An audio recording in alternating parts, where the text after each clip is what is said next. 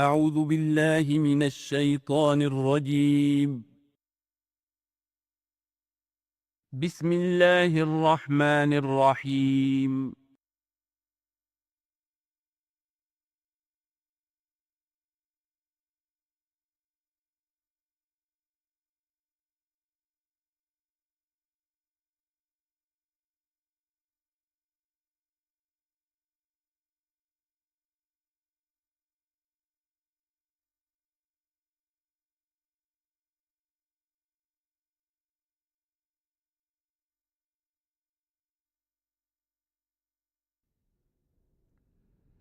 بسم اللہ اولہ و آخرہ۔ پچھلی نشست میں جو گفتگو چل رہی تھی وہ فہم قرآن کے ضمن میں کچھ بنیادی اصول کہ جنہیں اگر پیش نظر رکھا جائے تو سہولت ہو جائے قرآن کے سمجھنے میں۔ 5 چیزیں بیان ہو چکی تھیں۔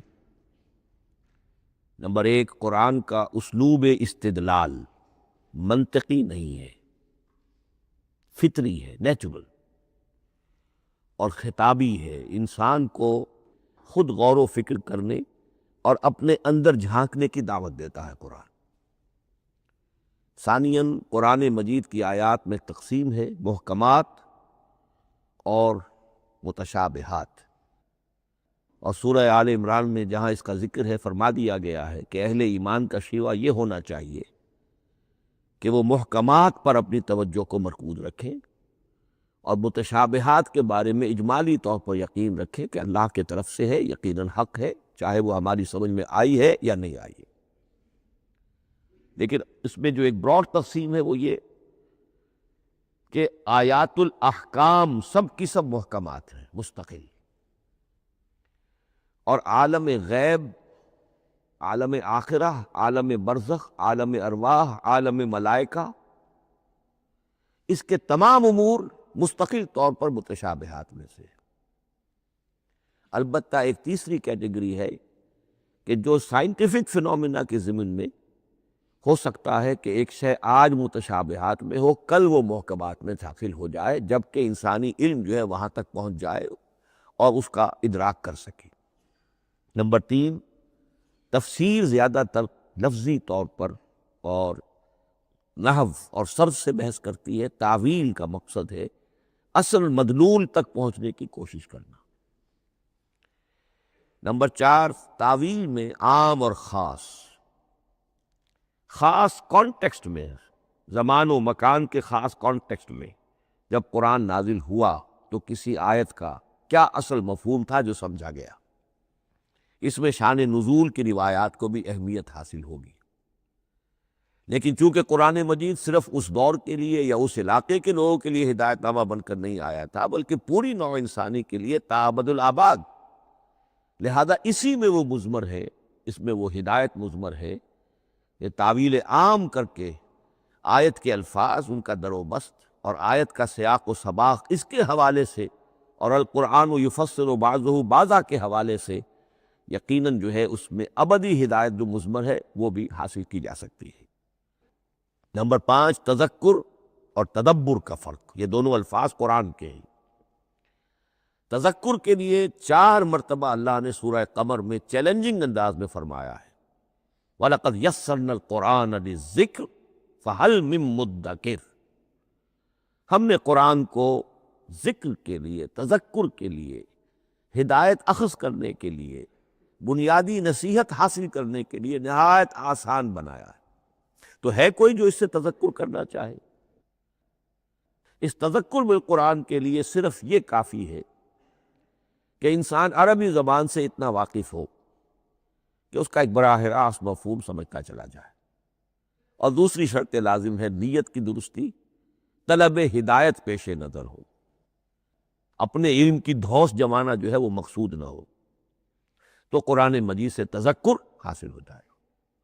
تدبر کے اعتبار سے قرآن مجید مشکل ترین کتاب ہے، بلکہ میں نے اس وقت ایک غلط لفظ استعمال کر دیا تھا، دنیا کی مشکل ترین، یہ دنیا کی کتاب ہے ہی نہیں، یہ تو مشکل ترین کتاب ہے، بھائی معنی کہ اللہ تعالیٰ کے علم کامل سے اس کا نزول ہوا ہے، اس علم کا احاطہ کسی انسان کے لیے ممکن نہیں ہے۔ اسی طرح یہ قرآن ایک ایسے سمندر کے مانند ہے جس کا نہ کوئی کنارہ ہے اور نہ ہی اس کی کوئی تہہ ہے۔ اس میں پوری زندگیاں کھپانے کے باوجود بھی افلا یتدبرون القرآن، تدبر، لیدبروا آیاتہ ولیتذکر اولو الالباب، یہ دو اصطلاحات خود قرآن کی ہیں۔ میرا جو کتابچہ ہے مسلمانوں پر قرآن مجید کے حقوق، اس میں میں نے ان پر تفصیل سے بحث کی۔ نمبر 6، دو اعتبارات سے قرآن مجید پر غور کرنے والے کا ایٹیچیوڈ ایک دوسرے سے بالکل متضاد ہوگا۔ احکام کے حوالے سے ایک طالب علم کا رخ پیچھے کی طرف ہونا چاہیے، اسلاف نے کیا سمجھا، ان سے پہلوں نے کیا سمجھا، ان سے پہلوں نے کیا سمجھا، صحابہ نے کیا سمجھا، یہاں تک کہ اپنے آپ کو محمد الرسول اللہ کے قدموں میں پہنچا دیجیے۔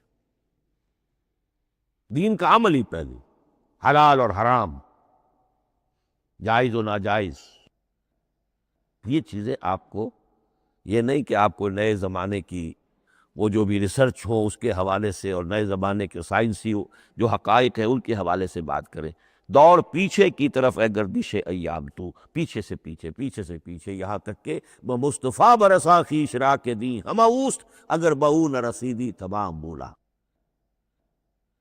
لیکن حکمت، سائنس اس کے حوالے سے آگے بڑھی ہے، آگے سے آگے بڑھی ہے۔ وہ تو میں عرض کر چکا ہوں کہ وہ جو فنومینا قرآن مجید میں سائنٹیفک مذکور ہیں، ان کی اصل حقیقت جو ہے وہ ہمارے اگر اسلاف کو سمجھ میں نہیں آ سکی تو بات سمجھ میں آتی ہے۔ ابھی اس علم کی سطح ہی اتنی کمزور تھی، اتنی نیچی تھی کہ ان کے اس کا ادراک ممکن نہیں تھا۔ اس میں آگے بڑھیے تو اس میں بالکل متضاد ہو گیا کہ ایک میں زمانے کا ساتھ دینے کی بجائے زمانے سے بھی آگے چلو، اور ایک میں پیچھے، یہاں تک کہ محمد الرسول اللہ والذین معہ،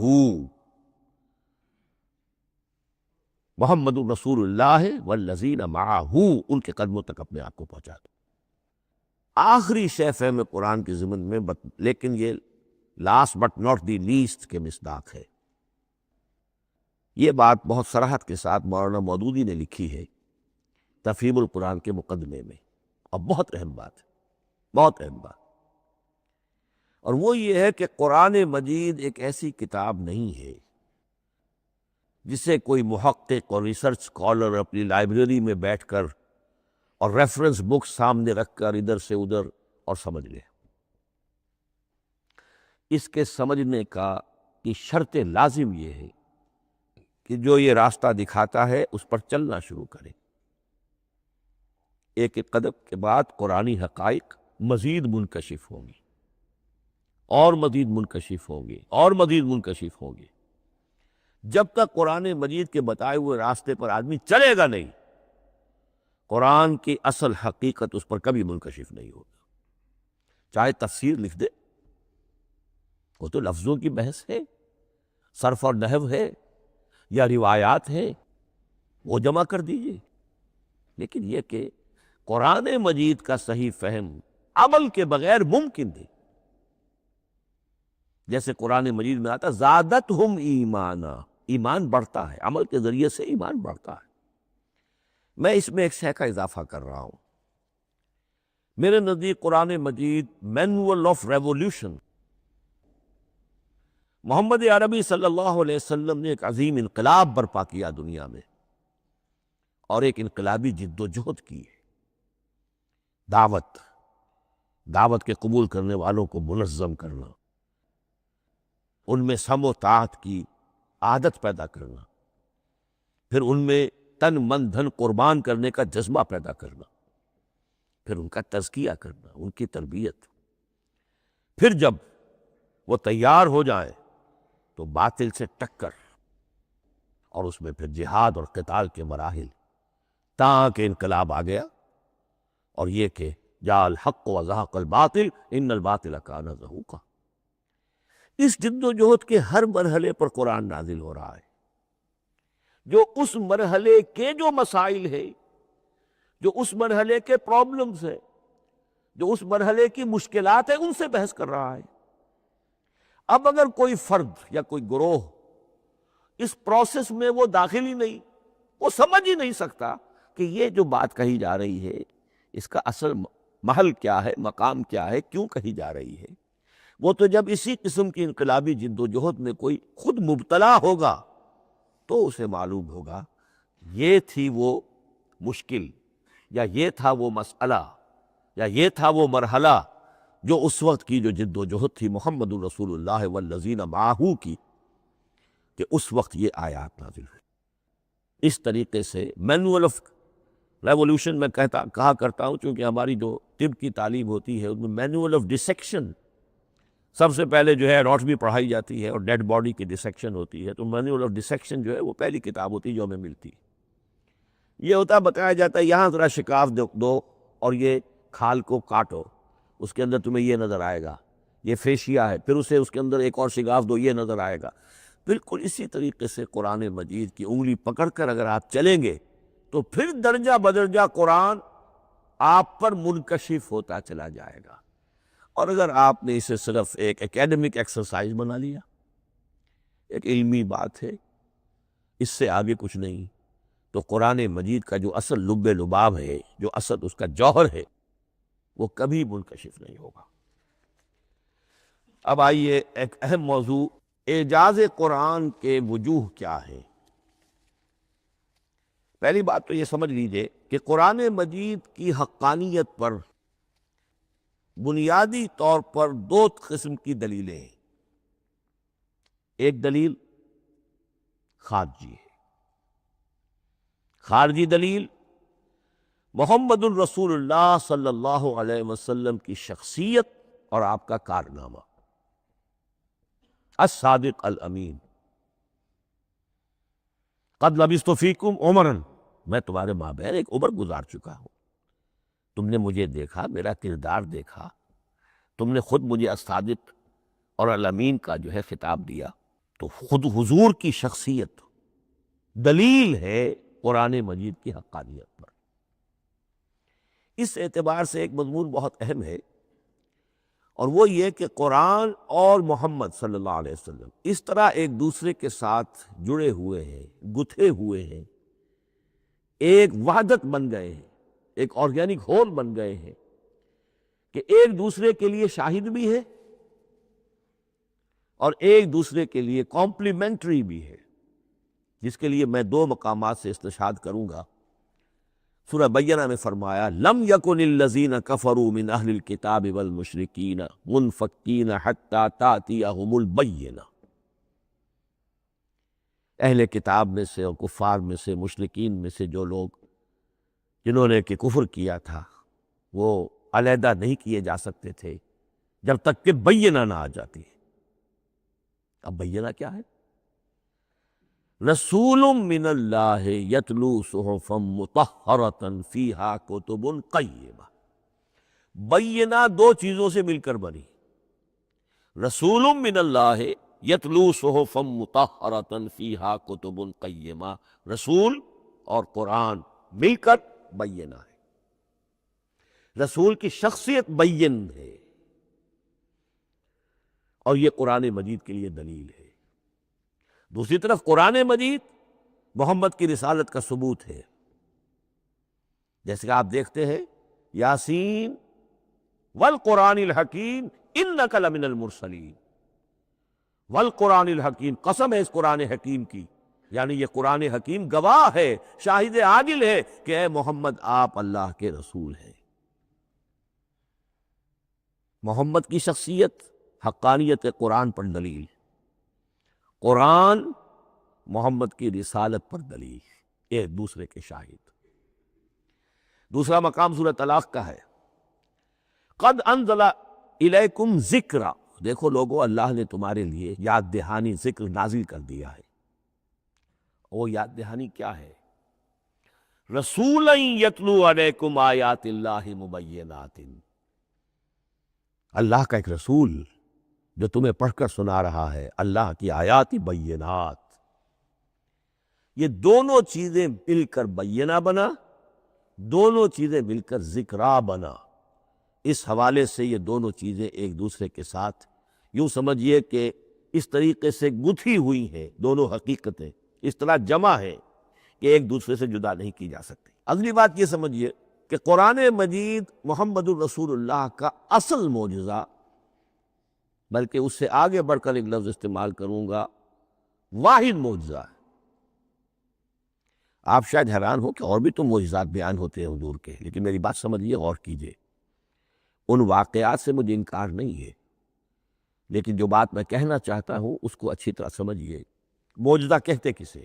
معجزہ عاجز کر دینے والی شے۔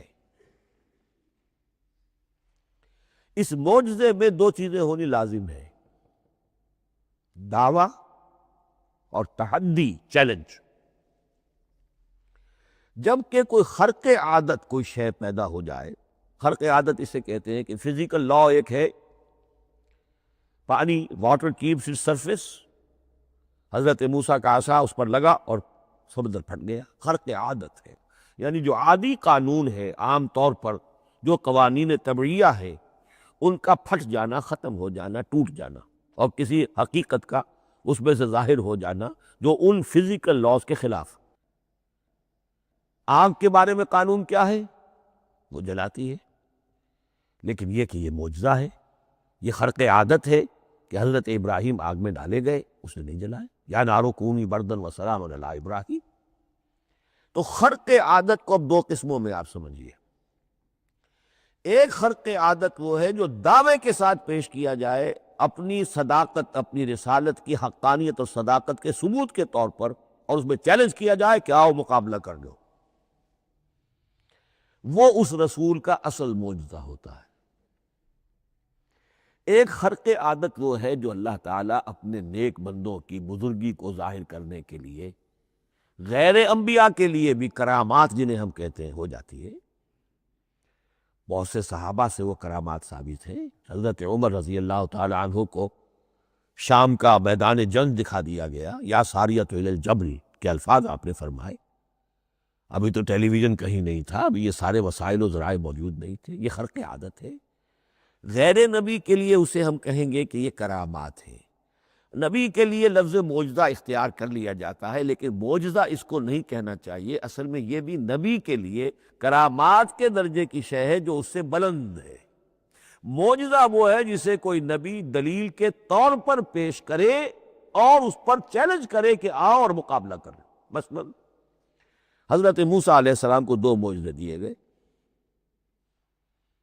اور اس میں سے جو سانپ بن جانا تھا لاٹھی کا، وہ معجزہ ہے جس پر چیلنج بھی آیا، اور ساحروں سے مقابلہ بھی کیا، اور ساحر شکست کھا گئے، عاجز آ گئے۔ القی السحرۃ ساجدین، وہ سارے جادوگر جو ہے فوری طور پر بے اختیار سجدے میں گر گئے۔ آمنا برب موسیٰ و ہارون، ہم ایمان لے آئے موسیٰ اور ہارون کے رب پر۔ یہ معجزہ ہے۔ اس معنی میں محمد الرسول اللہ صلی اللہ علیہ وسلم کا معجزہ صرف قرآن حکیم۔ قرآن مجید میں آپ سورہ انعام میں بھی دیکھیں گے بہت ہی شدت کے ساتھ، سورہ بنی اسرائیل میں دیکھیں گے بڑی تفصیل کے ساتھ معجزے طلب کیے گئے۔ آپ اس مکے کی سرزمین میں ابھی ہمارے دیکھتے ہی دیکھتے چشمہ نکال دیجئے، ہم مان لیں گے آپ اللہ کے رسول ہیں۔ آپ ہماری نگاہوں کے سامنے آسمان پر چڑھ کر دکھائیے، پھر وہاں سے کتاب لے کر اتریے، پھر ہم سمجھ لیں گے آپ اللہ کے رسول ہیں۔ آپ کے لیے چشم زدن میں کوئی محل سونے کا چاندی کا تیار ہو جائے، مان لیں گے آپ کو اللہ کے رسول ہیں۔ آپ اس بے آب و گیا وادی میں فوراً ایک باغ جو ہے اپنے لیے بنا کے دکھا دیں، مان لیں گے کہ آپ اللہ کے رسول ہیں۔ ایسے تمام مطالبات پر اللہ تعالیٰ کی طرف سے کوڑا جواب ملا، اللہ اس قسم کی کوئی شے نہیں دکھائے گا۔ بلکہ سورہ انعام جب ہم پڑھیں گے وہاں تو بہت ہی واقعہ یہ ہے کہ اس کو پڑھ کر رقت طاری ہوتی ہے کہ ایک موقع پر ایسا محسوس ہوتا ہے کہ حضور صلی اللہ علیہ وسلم کی طبیعت مبارکہ میں یہ خیال پیدا ہو گیا کہ اللہ کو ایسی شے ان کو دکھائی دی جائے تاکہ چپ تو ہو جائیں، نہ بھی مانیں گے چپ تو ہوں گے، ورنہ تو عوام کے سامنے ان کی دلیل مجھ پر قائم ہو رہی ہے کہ بھئی یہ رسالت کے مدعی ہے، ہم کہتے ہیں معجزہ دکھاؤ، معجزہ نہیں دکھاتی، تو پوزیشن میری جو ہے کمزور ہو رہی ہے۔ وہاں جس انداز میں اللہ نے کہا ہے، ہرگز نہیں، اے نبی اگر آپ کے اختیار میں ہے تو کہیں آسمان پر سیڑھی لگا لیجئے، یا زمین میں سرنگ لگا کے کوئی معجزہ لا سکتے ہو تو لے آئیے، ہم نہیں دکھائیں۔ دقت طاری ہوتی ہے۔ تو حضور کا معجزہ اس معنی میں صرف ایک ہے اور وہ قرآن ہے۔ اچھا، اس کے لیے کیسے کیسے چیلنج کیے گئے؟ ام یقولون تقولہ بل لا یؤمنون فلیاتوا بحدیث مثلہ ان کانوا صادقین، سورۃ الطور۔ کیا ان لوگوں کا کہنا یہ ہے کہ یہ کلام خود محمد نے موضوع کر لیا ہے صلی اللہ علیہ وسلم؟ تو اگر ایسی بات ہے تو وہ بھی ایسا ہی کلام پیش کر دیں۔ تحدی، اس چیلنج کو کوئی قبول نہیں کر سکا۔ کم سے کم اس شرافت کا اقرار کرنا پڑتا ہے کہ اس وقت عرب قوم میں یہ شرافت تھی کہ کسی نے اٹمپٹ بھی نہیں کی، ورنہ کوئی شخص الٹی سیدھی عبارت لکھ کر لے آتا اور کھڑا ہو کر کہہ دیتا کہ ٹھیک میں کہتا ہوں یہ قرآن کی طرح کا کلام ہے۔ نہیں، کسی نے نہیں کیا۔ تاریخ یہ بتاتی ہے کہ اس تحدی کا کوئی کسی نے قبول نہیں کیا۔ اسی طرح فرمایا سورہ بنی اسرائیل میں، قُلْ لَئِنِ اجْتَمَعَتِ الْإِنسُ وَالْجِنُّ عَلَىٰ أَن يَأْتُوا بِمِثْلِ هَٰذَا الْقُرْآنِ لَا يَأْتُونَ بِمِثْلِهِ وَلَوْ كَانَ بَعْضُهُمْ لِبَعْضٍ ظَهِيرًا۔ چیلنج ہے، اے نبی کہہ دیجئے اگر تمام انسان، تمام جن مل کر بھی چاہے کہ ایسی کوئی کتاب وہ مرتب کر لے، نہیں کر سکیں گے، چاہے وہ سب کے سب ایک دوسرے کی مدد کرے۔ ہے کہ نہیں چیلنج؟ اسی طریقے سے سورہ ہود میں فرمایا، اب اس کو کہتے ہیں برسبیل تنزل، پوری کتاب نہیں لا سکتے قرآن جیسی، چلو تو 10 صورتیں ہی لے آؤ۔ قُلْ فَأْتُوا بِعَشْرِ سُوَرٍ مِثْلَهُ مُفْتَرَيَاتٍ، اے کہیے اے نبی، سورہ ہود کی آیت نمبر 13 ہے، اس جیسی کوئی 10 صورتیں ہی لے آؤ۔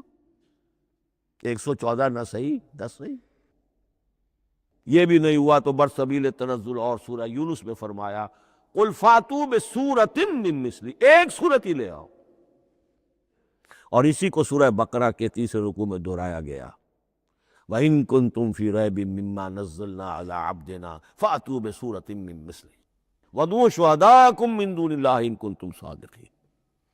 لیکن نوٹ کر لیجئے کہ کسی نے یہ جرت نہیں کی، نہ قرآن کے اس دعوے کو چیلنج کیا، نہ کسی نے مقابلے کی کوشش کی، نہ کوئی اپنی کوئی تصنیف و تالیف یا اپنا کوئی کمپوزیشن لا کر اور یہ دعویٰ کر کے کھڑا ہوا کہ جمع کر لیجئے، منصف بلا لیجئے، کوئی کمیشن بٹھا لیجئے، میرا یہ کلام بھی بالکل ہم وزن ہے اس کلام کے۔ نہیں۔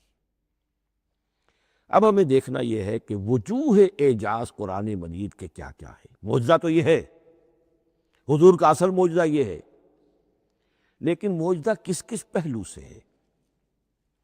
یہ ایک ایسا موضوع ہے کہ جس پر پوری تصانیف لکھی گئی ہے۔ وجوہ الاعجاز، وجوہ اعجاز القرآن، قرآن کے معجزہ ہونے کے کون کون سے پہلو ہیں۔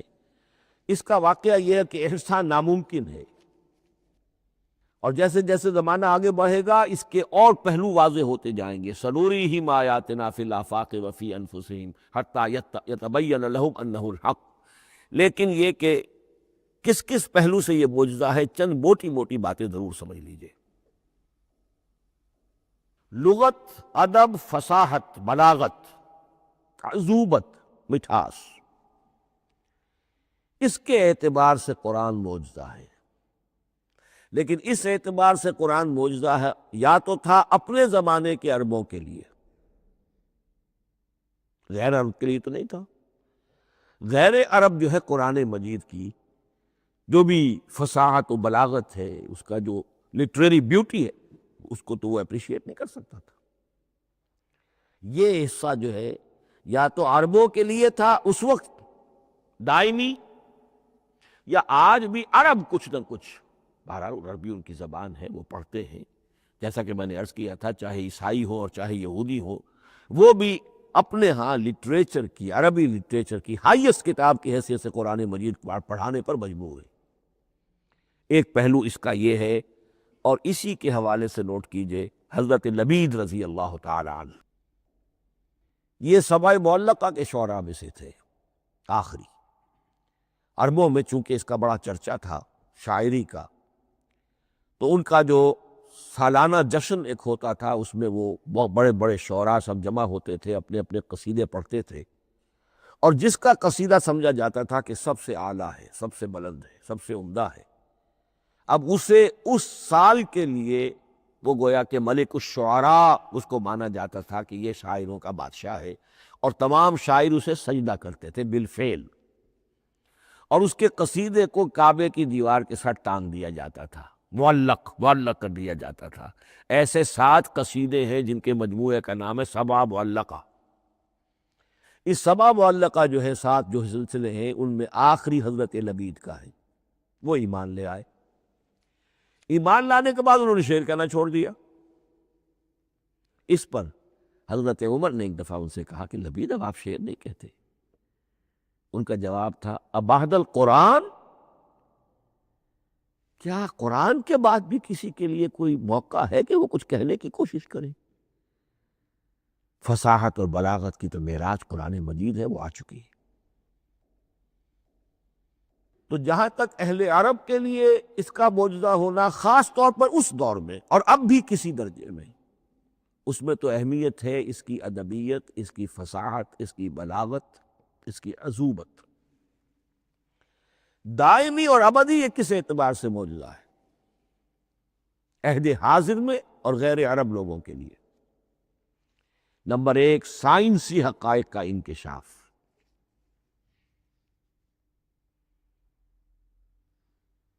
جس طریقے سے کہ یہ سائنسی حقائق منکشف ہوتے چلے جا رہے ہیں ابدی طور پر، میں ڈاکٹر مورس بکائی کا حوالہ دے چکا ہوں اور پروفیسر ڈاکٹر کیتھل مور کا حوالہ دے چکا ہوں، ان کو ذہن میں رکھیے۔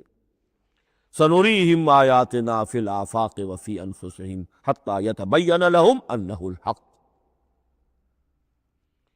نمبر 2، حضور کا وہ کارنامہ کہ آپ نے ایک عظیم انقلاب برپا کر کے دکھایا اور وہ نظام قائم کر کے دکھایا کہ جس سے بہتر، جس سے عادلانہ، جس سے زیادہ منصفانہ کوئی نظام دنیا میں نہ آج تک قائم ہوا ہے اور نہ اس کی کوئی دوسری نظیر پیش کی جا سکتی۔ یہ ہے سب سے بڑا معجزہ، اور معجزہ ہوا قرآن سے۔ اتر کر حرا سے سوئے قوم آیا اور ایک نسخہ کیمیا ساتھ لایا۔ یہ سارا معجزہ، جیسا کہ میں نے شروع میں عرض کیا ہے، محمد اور قرآن دونوں مل کر بینہ بھی ہے تو رسول من اللہ یتلو صحفا مطہرۃ فیہا کتب قیمہ، اور قد انزل الیکم ذکرا رسولا یتلو علیکم آیات اللہ المبینات۔ یہ معجزہ جو ہے جس کے حوالے سے دنیا میں بڑی بڑی شخصیات نے شہادت دی۔ ایم این رائے اس صدی کا ایک بہت بڑا انقلابی شخص، کمیونسٹ انٹرنیشنل کا رکن، اس صدی کی ابتدا میں جو شورا تھا، جو غلغلہ تھا، جو ولولہ تھا بولشوک ریولوشن کا، اور جو دنیا کے اندر ایک دھوم مچ گئی تھی، اس کو ذہن میں رکھیے۔ اور اس میں کمیونسٹ انٹرنیشنل کا رکن ایم این رائے، 1920 میں اس نے لاہور میں ایک خطبہ دیا تھا، ہسٹوریکل رول آف اسلام، اور اس نے کہا تھا تاریخ انسانی کا عظیم ترین انقلاب وہ ہے کہ جو محمد نے برپا کیا صلی اللہ علیہ وسلم۔ آج بھی یہ کتاب بھارت میں چھپتی ہے، بامبے کا ایک پبلشر شائع کرتا ہے، historical role of Islam by M N Roy. پھر آگے چلیے، ایچ جی ویلز اگرچہ انتہائی رقیق حملے کرتا ہے حضور کی زندگی کے بعض پہلوؤں پر، جیسے رشدی نے کیے ہیں یا جیسے تسلیمہ نسرین ایک بنگالی خاتون نے کیے ہیں، اسی طرح کے حملے کیے اس نے بھی۔ اور یہ اس لیے بتا رہا ہوں کہ یہ اسٹیبلش ہو جائے کہ وہ دوست نہیں ہے، دشمن ہے۔ عربی کا ایک مقولہ یہ ہے کہ الفضل ما شہدت بہ الاعداء، اصل فضیلت تو اس شے کی ہے جس کی گواہی دشمن دے۔ دوست تو تعریف کریں گے، قابل تعریف شے کی بھی تعریف کریں گے، بڑھ چڑھ کر کریں گے۔ یہ بھی ہو سکتا ہے کسی قابل مذمت شے کی بھی تعریف کر بیٹھے، دوست تو ہوئے۔ دشمن جو ہے وہ تو ظاہر بات ہے اسی بات کو مانے گا کہ جس میں کسی شک و شبہ کی گنجائش نہ ہو۔ اس لیے میں نے عرض کیا کہ دشمن ہے، رقیق حملے کرتا ہے، لیکن آخر میں جب آتا ہے concise history of the world میں چیپٹر جو ہے حضور پر، اس میں خطبہ حجۃ الوداع کا وہ حوالہ دیتا ہے، لا فضل لعربی علی عجمی ولا لعجمی علی عربی ولا لأحمر علی اسود ولا لأسود علی احمر الا بالتقوی۔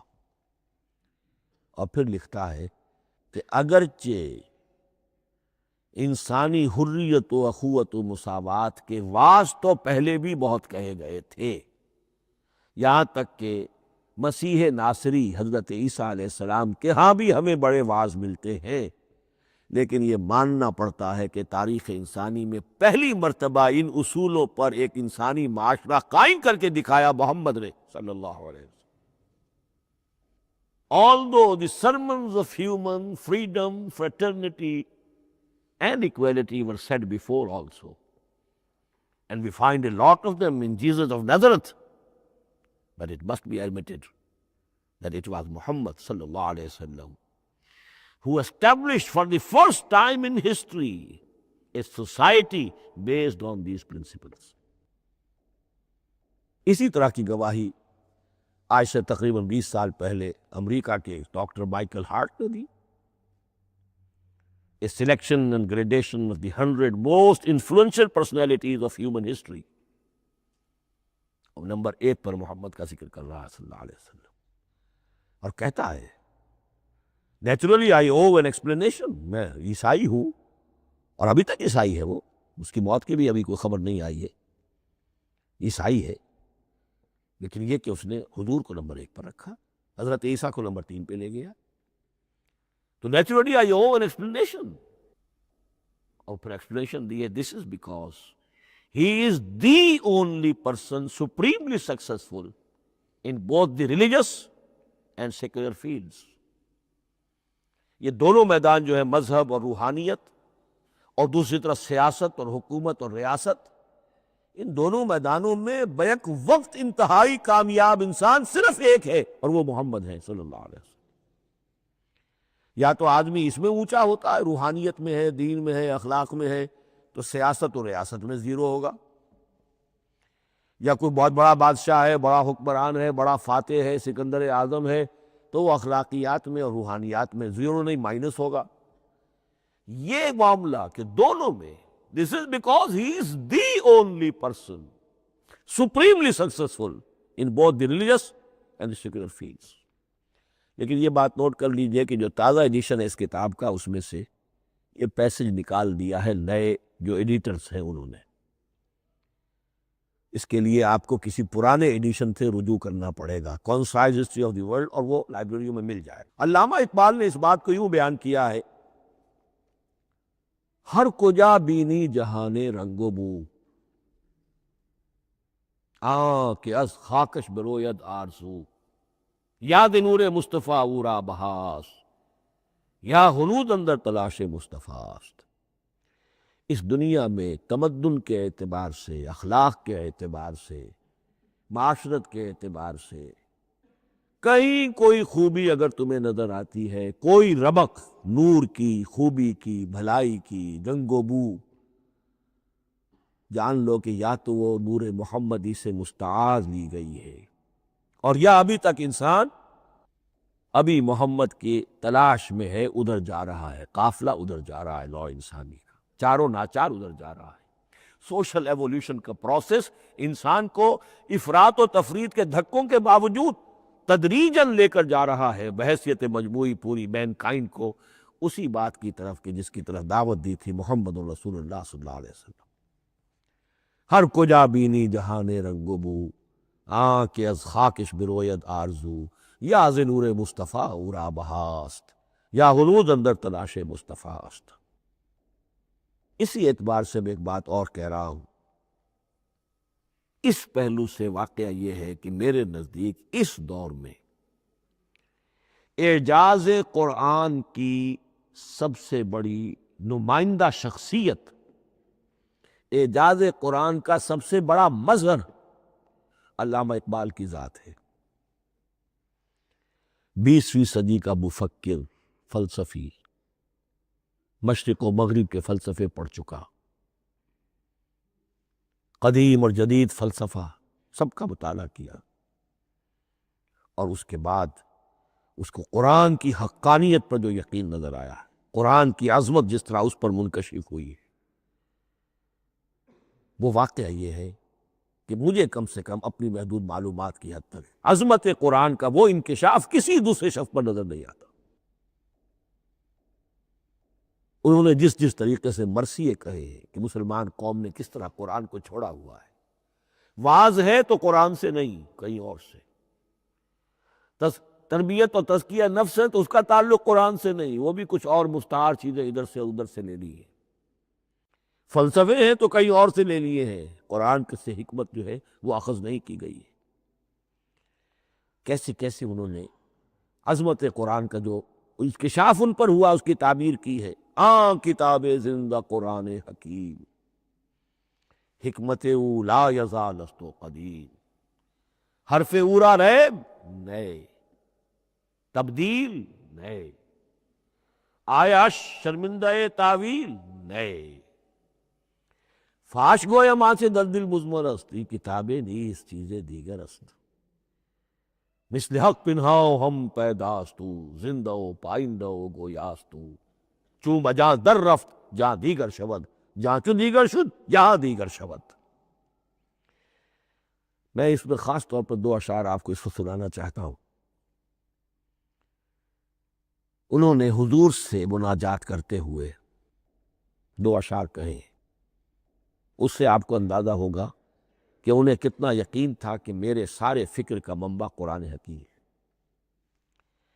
کہتے ہیں در دلم آئینہ بے جوہر است، اے اللہ کے رسول صلی اللہ علیہ وسلم، اگر میرا دل اس آئینے کے مانند ہے جس میں چمک نہیں ہے، ور بحرفم غیر قرآن مضمر است، اور اگر میرے پیغام میں قرآن کے سوا کوئی شے شامل ہو گئی ہے، قرآن کے سوا کوئی چیز اس میں چھپی ہوئی ہے، مضمر ہے، پردہ ناموس فکرم چاک کن، تو میرے فکر کی ناموس کے دھنجیاں بکھیر دیجئے، پردہ ناموس فکرم چاک کن، این خیاباں راز خارم پاک کن، اس شاہراہ کو اس کانٹے سے پاک کر دیجئے، کانٹا میرا، میں کانٹے کے مانند ہوں، پھر اٹھا کر پھینک دیجئے، روز محشر خار و رسوا کن مرا، بے نصیب از بوسہ پاک و نمرا، قیامت کے دن مجھے ذلیل و خوار کیجیے گا اور اپنے قدموں، اپنے پائے مبارک کا بوسہ لینے سے محروم کر دیجیے۔ یہ اتنی بڑی بد دعا جو اقبال اپنے آپ کو دے رہا ہے تو کس قدر یقین سے حاصل ہے کہ اس نے قرآن کی ترجمانی کی ہے۔ اب آئیے، بہت چھوٹے چھوٹے دو اور مضمون ہیں۔ قرآن حبل اللہ ہے، اس کے کیا معنی ہے؟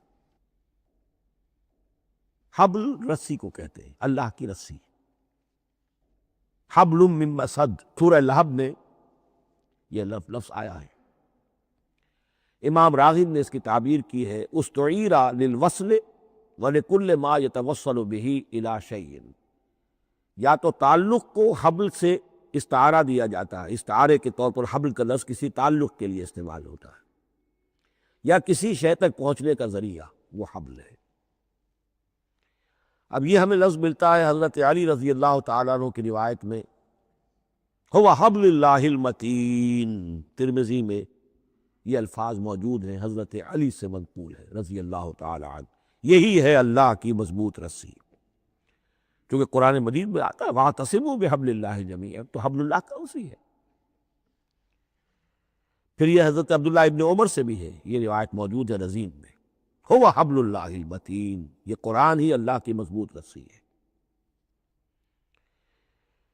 اللہ سے اب اس کے دو پہلو ہیں، ایک تو یہ کہ یہ اللہ سے جوڑ والی ہے، تقرب اللہ کا ذریعہ ہے، وصول الی الشیء، کسی چیز تک پہنچانے والی شے، اس کا سہل ترین، اللہ کے تقرب کا سہل ترین ذریعہ، مؤثر ترین ذریعہ قرآن حکیم ہے۔ چنانچہ ترمذی میں حضرت عبداللہ ابن مسعود کا یہ قول موجود ہے، القرآن حبل اللہ ممدود من السماء الی الارض، قرآن تو اللہ کی وہ رسی ہے جو تنی ہوئی ہے آسمان سے زمین کی طرف۔ یہ ترمذی میں تو اصل میں اثر ہے، حضرت عبداللہ ابن مسعود کا قول ہے، لیکن یہ کہ زید ابن ارقم سے یہ الفاظ جو ہیں مرفوعاً کہ یہ حضور کے الفاظ ہیں، یہ بھی منقول ہے کہ حضور نے فرمایا کہ القرآن حبل اللہ الممدود من السماء الی الارض۔ اور ایک بڑی پیاری روایت ہے طبرانی کی معجم کبیر میں کہ ایک مرتبہ حضور اپنے حجرے سے برآمد ہوئے مسجد نبوی کے ایک گوشے میں دیکھا کچھ صحابہ بیٹھے ہوئے قرآن سمجھ رہے ہیں، سمجھا رہے ہیں، پڑھ رہے ہیں، مذاکرہ ہے قرآن۔ آپ کے چہرے پر بڑے بشاشت کے آثار ظاہر ہوئے، خوشی کے آثار۔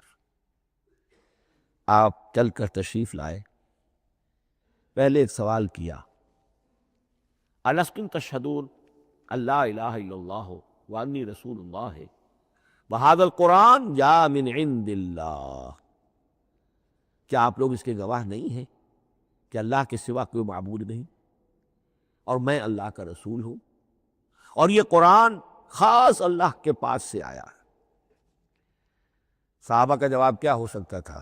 بلا یا رسول اللہ، کیوں نہیں، اللہ کے رسول، ہم گواہ ہیں، اللہ کے سوا کوئی معبود نہیں، آپ اللہ کے رسول ہیں اور قرآن خاص اللہ کے پاس سے آیا۔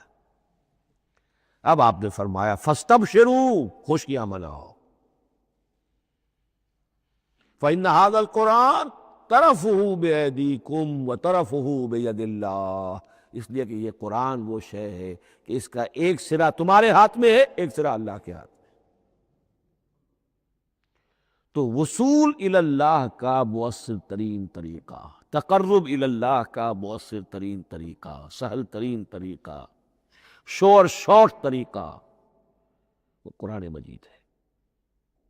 اس اعتبار سے بھی کہ ہے ہی اللہ کی صفت، یہ ہم بحث کر چکے ہیں پہلے، اللہ کا کلام ہے، کلام صفت ہوتی ہے، اور صفت لا عین ولا غیر، یہ قرآن اللہ کا غیر نہیں ہے، ہم سمجھ نہیں سکتے، لیکن یہ کہ ہر صفت جو ہے وہ تو در حقیقت نہ عین ہے نہ غیر ہے۔ دوسری طرف یہی قرآن جو ہے حبل اللہ اس معنی میں بنتا ہے کہ مسلمانوں کو باہم جوڑنے والی شے، وَاعْتَصِمُوا بِحَبْلِ اللَّهِ جَمِيعًا وَلَا تَفَرَّقُوا، حبل اللہ کو مضبوطی کے ساتھ تھام لو، سب کے سب جمع ہو کر، یہ تمہیں تفرقے سے بچانے والی شے ہے۔ اس کی وجہ کیا ہے؟ ظاہر بات ہے کہ انسانوں جو ہے ان کے اندر اتحاد پیدا ہوگا اتحاد فکری کے نتیجے میں، فکر ایک ہو، نظریات ایک ہوں، ویلیوز ایک ہوں، مقاصد ایک ہوں، تبھی تو انسان متحد ہوگی۔ یہ بھیڑوں کا گلہ تو نہیں ہے کہ چرواہے کی ایک لاٹھی کافی ہے ان کو جمع رکھنے کے لیے، وہ بھیڑوں کا گلہ ہے۔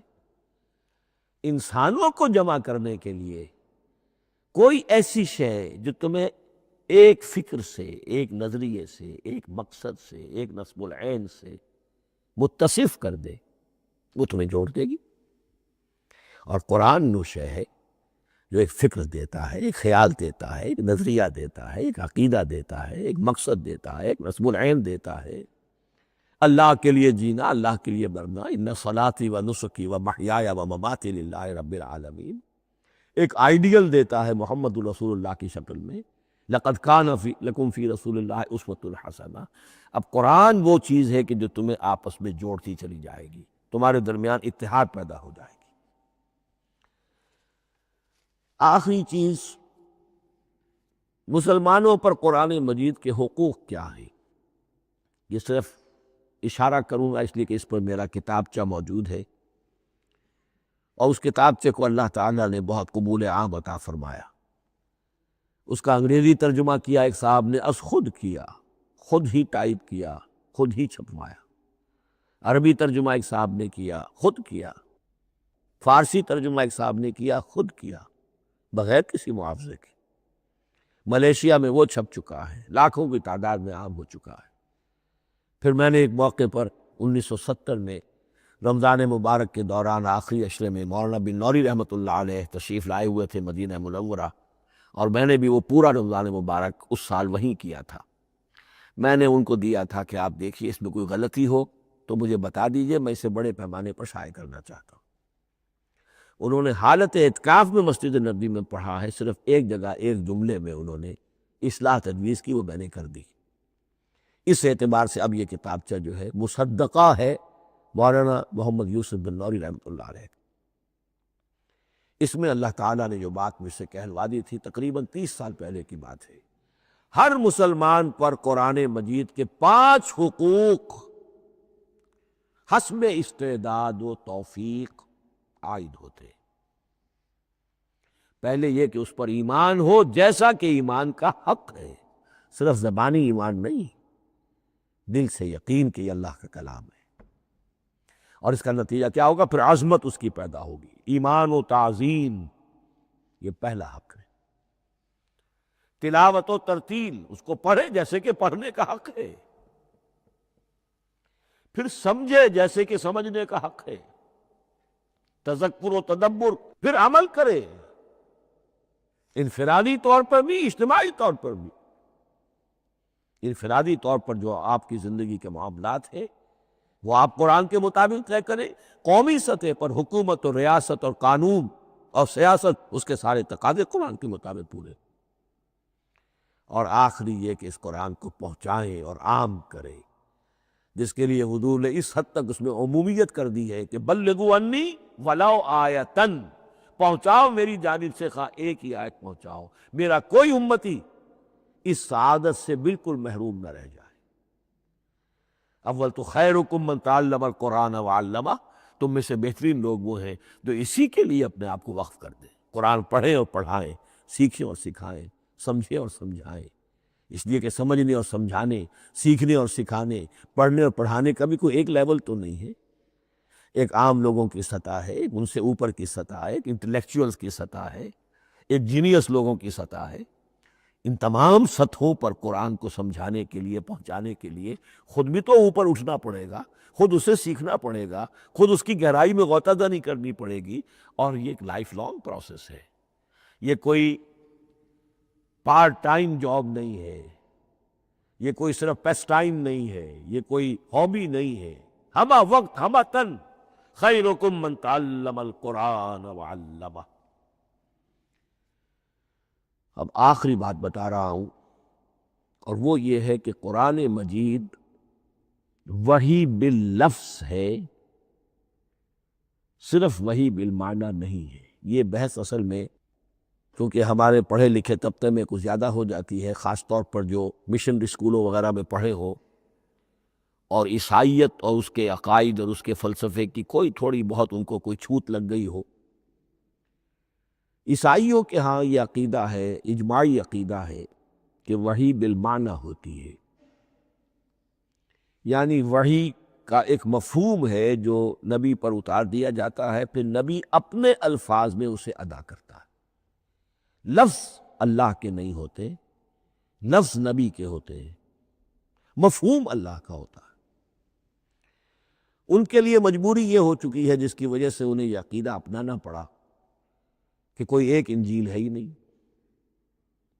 104 انجیلوں میں سے وہ انہوں نے 4 سلیکٹ کی تھی کینونیکل گاسپلز، باقی جو ہے وہ اب وہ ان کو مستند نہیں مانتے، اپوکریفل کہتے۔ اور میں نے ایک مرتبہ ایک پادری صاحب سے، مسٹر وائٹ ہوتے تھے منٹگمری میں نے ان سے پوچھا which one of them is Bible؟ یہ متی اور یہ یوک اور مارکس اور جان، ان میں سے کون سی بائبل کون سی ہے؟ تو اس نے جواب دیا none of them is Bible، Bible is in them۔ ان میں سے کوئی ایک بھی مشخص طور پر، معین طور پر بائبل نہیں ہے، بائبل ان میں ہے بحیثیت مجموعی۔ لہذا ان کے لیے یہ عقیدہ جو ہے وہ لازم سا ہو گیا۔ ہمارے ہاں بھی بعض فلاسفہ نے اس قسم کی باتیں کی ہے کہ جن سے یہ دھوکہ لگتا ہے، لیکن میں خاص طور پہ چونکہ علامہ اقبال کا تذکرہ میں نے آج کیا ہے، اسی حوالے سے میں ان کا ایک واقعہ بیان کرنا چاہتا ہوں۔ ایف سی کالج لاہور کے پرنسپل تھے ڈاکٹر یوئنگ۔ ایک دعوت تھی، اس میں علامہ بھی تھے، وہ بھی تھے۔ تو ڈاکٹر یوئنگ نے کہا، وہ بڑا فلسفی تھا، کہ ڈاکٹر اقبال ہم نے سنا ہے کہ آپ بھی وحی باللفظ کے قائل ہیں، آپ جیسا پڑھا لکھا شخص، عالم دانا۔ علامہ اقبال نے فرمایا جی ہاں، اور مجھے تو اس کا ذاتی تجربہ ہے، مجھ پر تو جو شعر نازل ہوتے ہیں وہ الفاظ میں ڈھلے ہوئے ہوتے ہیں، میں ان میں تبدیلی کرنا چاہوں تو نہیں کر سکتا۔ تو اگرچہ اس سوال، اس جواب کو ہم کہیں گے کہ یہ الاجوبۃ المسکتہ، مسکت، چپ کر دینے والا جواب تھا کہ جو علامہ اقبال نے دیا، لیکن ذہن میں رکھیے یہ کہ جو وحی باللفظ ہے وہ ختم ہو چکی محمد رسول اللہ صلی اللہ علیہ وسلم پر. وہی رسالت وہی باللفظ ہے، وہ ختم ہو چکے. البتہ الہام، کشف، رویا، القاء، یہ وہی بالمعنی ہے. یہ کوئی ایک شے ہے جو دل میں ڈال دی جاتی ہے. اس کے دروازے آج بھی کھلے ہوئے ہیں. اور یہ جان لیجئے قرآن مجید کی حقانیت کا جو اصل ثبوت ہے وہ یہ ہے کہ آپ اسے اپنے باطن کے اندر محسوس کریں. یہ جو باطنی تجربہ علامہ اقبال نے کہا ہے کہ انسان اپنے باطن میں محسوس کرے کہ ہاں یہ بات ہے، ٹھیک ہے. اس کے لیے کہ علامہ ابن قیم رحمۃ اللہ علیہ کا قول ایسا ہے، بڑا پیارا قول ہے. قرآن کے کچھ پڑھنے والے ایسے ہیں جب قرآن کو پڑھتے ہیں تو یوں محسوس کرتے ہیں کہ ہم مصحف سے نہیں پڑھ رہے، لوح قلب سے پڑھ رہے ہیں.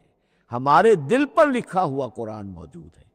یعنی ہماری فطرت، ہمارے اندر کی کوئی حقیقت ہے جو سرٹیفائی کر رہی ہے، توثیق کر رہی ہے، اٹیسٹ کر رہی ہے کہ ہاں یہ ٹھیک ہے. اور اس کی وجہ کیا ہے؟ ہماری روح اور اس قرآن کا منبع وہ ایک ہی ہے، وہ ذات باری تعالیٰ ہے. یہ کلام اللہ ہے اور ہماری روح امر اللہ. یسألونک عن الروح قل الروح من امر ربی وما اوتیتم من العلم الا قلیلا. بس میں اسی پر اکتفا کر رہا ہوں. اب گمان غالب یہی ہے کہ کل تو تراویح ہوگی انشاءاللہ، اس لیے کہ سنا یہ ہے کہ آج بھی روزہ تھا سعودی عرب میں، تو اب اس سے زیادہ تو تاخیر اب ممکن نہیں ہے. تو کل انشاءاللہ تعالیٰ دورہ ترجمہ قرآن شروع ہو جائے گا. بارک اللہ لی ولکم فی القرآن العظیم ونفعنی وإیاکم بالآیات والذکر الحکیم.